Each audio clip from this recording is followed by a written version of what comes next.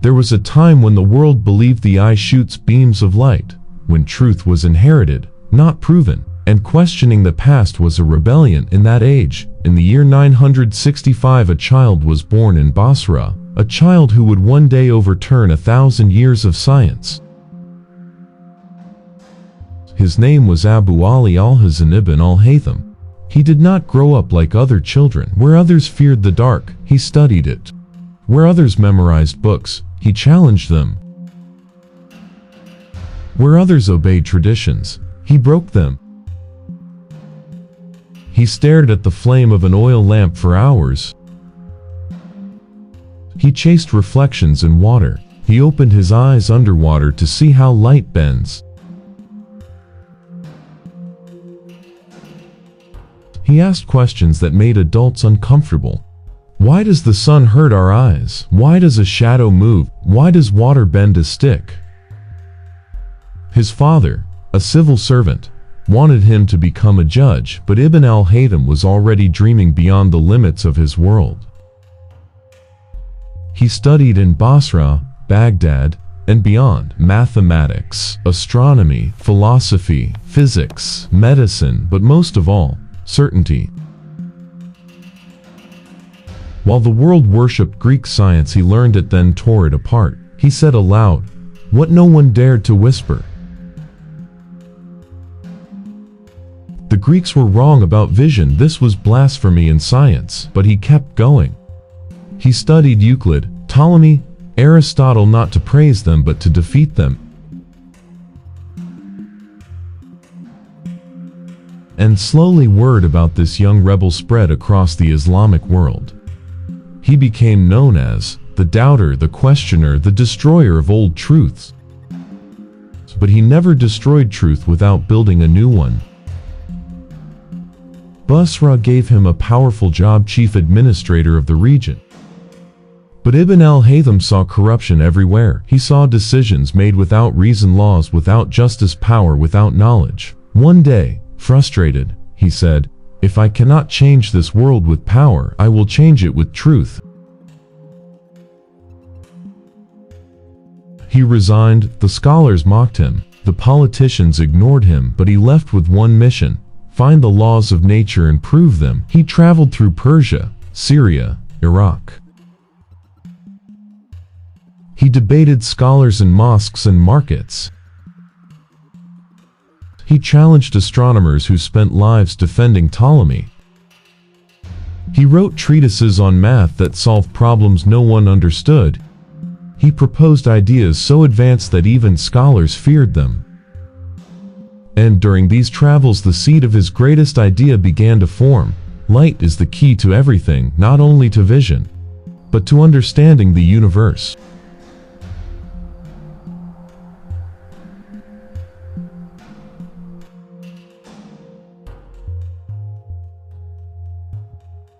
While studying hydrology and engineering, he proposed an idea.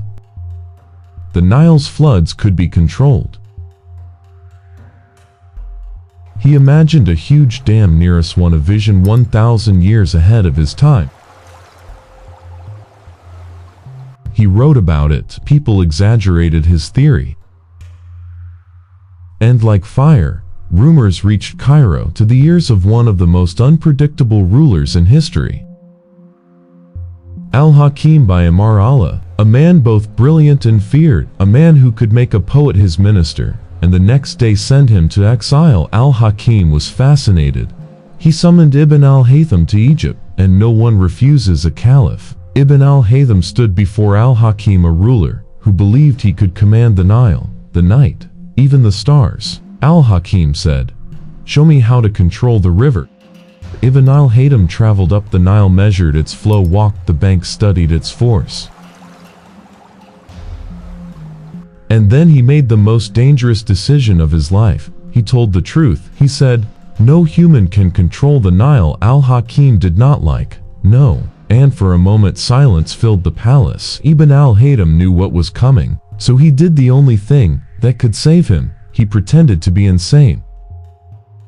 He was placed in house arrest in Cairo for nearly 10 years. No freedom, no movement, no escape, but isolation became his universe. He transformed his confinement into a laboratory, a dark room, a candle, a small hole in the wall, mirrors, water, glass, sand, ink, and an endless ocean of patience. And one night in that darkness a miracle happened. Through a tiny hole, the outside world projected itself onto the opposite wall. This was the birth of the camera Obscura, the ancestor of every camera on Earth. And Ibn al-Haytham realized, light travels in straight lines. Images are formed upside down in the eye. The brain flips them. Vision is not magic, it is physics. He experimented for years. He broke every old theory. He developed methods: hypothesis, experiment, observation, repeat.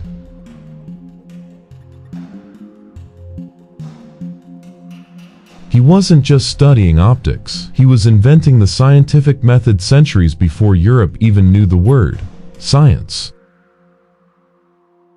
When al-Hakim died, Ibn al-Haytham was released, but he didn't run, he didn't hide. He finished his masterpiece, Kitab al-Manazir, the Book of Optics, 7 volumes, over 250 experiments, a complete revolution in physics.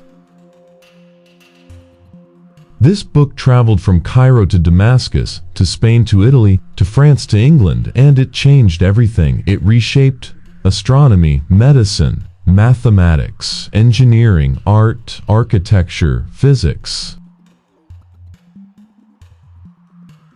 Centuries later, European giants studied him: Da Vinci, Kepler, Descartes, Roger Bacon. They called him the master of light, the first scientist, the father of optics. His ideas created cameras, telescopes, eyeglasses, mirrors, scientific experimentation, modern physics. He lived the rest of his life in Cairo, teaching, writing, experimenting.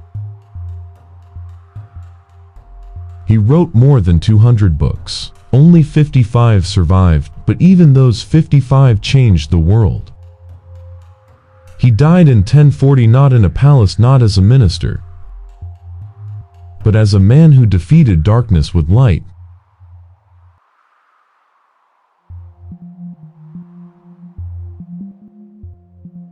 Today, every camera, every lens, every telescope, every scientific experiment, every method of proof, every ray of light understood by physics carries the fingerprint of Ibn al-Haytham.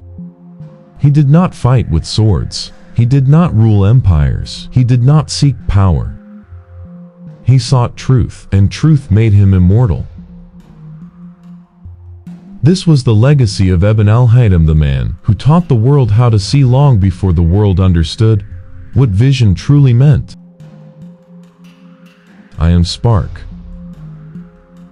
And if this journey moved you, inspired you, or opened a new window inside your mind, then remember to like, share, and subscribe. Your support gives life to more forgotten stories, more legends, and more minds that shaped our world. Until the next chapter, keep seeking knowledge, keep questioning, keep searching for the light. We meet again in the next video.